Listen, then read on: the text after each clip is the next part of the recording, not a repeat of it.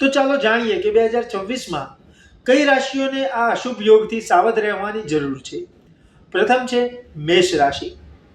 તો મેષ રાશિના જાતકો માટે વર્ષ 2026માં આ અશુભ યોગ અધિરાઈ વધારી શકે છે. કરિયરમાં અચાનક કોઈ મોટી તક આવી શકે છે, પરંતુ ઉતાવળમાં લેવાયેલો નિર્ણય નુકસાનકારક સાબિત થશે. નોકરી બદલતા પહેલા, પાર્ટનરશિપ કરતા પહેલા અથવા તો મોટા રોકાણ કરતા પહેલા કોઈ સમજદારની સલાહકારની જરૂર લેવી.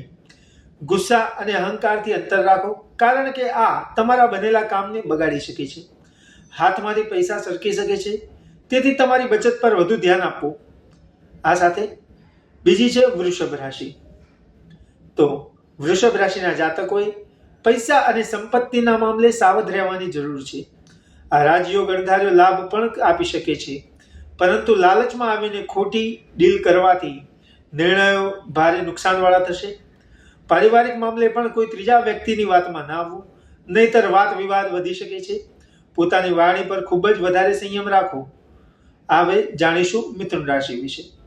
તો મિથુન રાશિના જાતકો માટે આ યોગ વાણી અને નિર્ણય શક્તિની કસોટી કરશે.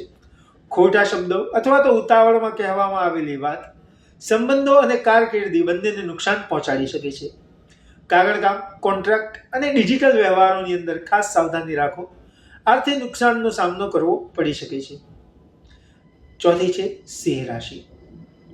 તો સિંહ રાશિના જાતકો માટે વિસ્ફોટક રાજયોગ અહંકાર અને અધિકાર સંબંધિત પડકારો લઈને આવશે. પદ અને પ્રતિષ્ઠામાં વધારો થવાની સાથે વિરોધીઓ પણ વધી શકે છે. કોઈ પર આંધળો વિશ્વાસ ન કરો. તમારી સત્તા અથવા અધિકારોનો દુરુપયોગ ન કરો, નહીતર બદનામીનો સામનો કરવો પડશે. હવે જાણીશું વૃશ્ચિક રાશિ વિશે. તો વૃશ્ચિક રાશિના જાતકો માટે આ યોગ ગુપ્ત શત્રુ અને અચાનક વિવાદનો સંકેત આપે છે.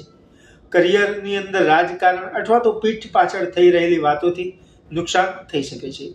આર્થિક વ્યવહારોમાં પારદર્શિતા જાળવી રાખો અને શોર્ટકટથી બચો.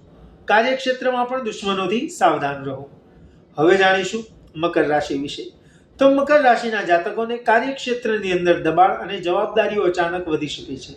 આ રાજયોગ ઊંચું પદ અપાવી શકે છે, પરંતુ આજ સાથે માનસિક તણાવ પણ આપશે. તમારા સ્વાસ્થ્યને અવગણશો નહીં, વધુ પડતા કામના ભારણથી બચો. તમને માનસિક તણાવનો સામનો કરવો પડી શકે છે. અને હર મહાદેવ મિત્રો.